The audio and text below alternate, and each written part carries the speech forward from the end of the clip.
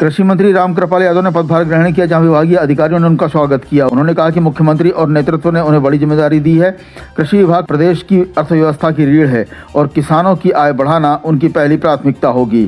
खेती आधारित योजनाओं को आगे बढ़ाने, उत्पादन बढ़ाने और भ्रष्टाचार मुक्त कार्यशैली पर विशेष ध्यान देने की बात की। रामकृपाल यादव ने कहा कि अन्नदाता भगवान का स्वरूप है और उनकी खुशहाली ही सरकार का लक्ष्य है। सभी अधिकारियों और कर्मचारियों को साथ लेकर काम किया जाएगा। आज मैं सबसे पहले आभार व्यक्त करना चाहता हूं अपने नेतृत्व का और माननीय मुख्यमंत्री जी का, जिन्होंने मुझे एक बड़ी जिम्मेवारी दी है।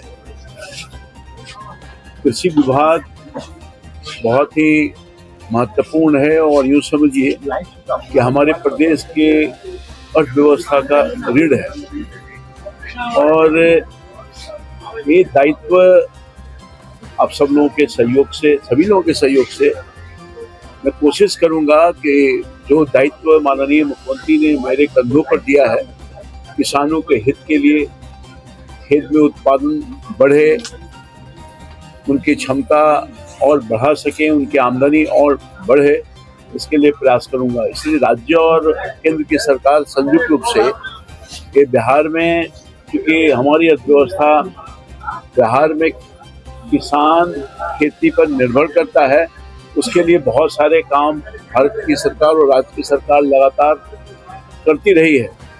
मैं उस काम को आगे बढ़ाने के लिए कोशिश करूंगा। और आप जानते हैं कि बिहार का जो जीडीपी है कृषि से जुड़ा हुआ है और लगभग हमारी जो आमदनी है उसका 21% जो आमदनी का रूप स्वरूप है वो इस पर ही निर्भर करता है, हमारे जीडीपी पर। तो बिहार विकास के लिए कृषि का विकास होना बहुत अनिवार्य है और लगभग 76% आबादी किसान खेती पर निर्भर करता है। हमारे पास कोई अभी इंडस्ट्रीज नहीं है।